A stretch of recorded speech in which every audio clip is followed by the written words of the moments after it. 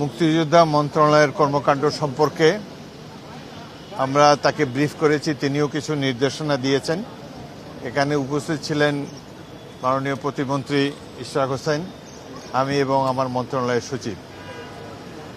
জুলাই যোদ্ধাদের কল্যাণের ব্যাপারে মাননীয় প্রধানমন্ত্রী অত্যন্ত কনসার্ন। তিনি জানতে চেয়েছেন এখন পর্যন্ত কি কি ব্যবস্থা নেওয়া হয়েছে।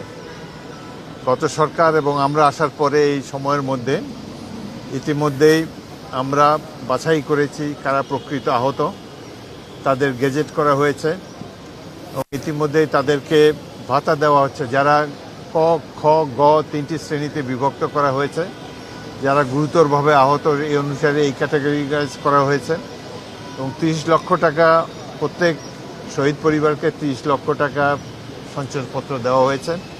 আর যারা জীবিত আছে তাদের মধ্যে ক, খ, গ তিনটা শ্রেণীতে মাসিক ভাতা দেওয়া হচ্ছে। ক শ্রেণী পায় 20,000 টাকা, খ শ্রেণী 15,000 টাকা, গ শ্রেণী পায় 10,000 টাকা।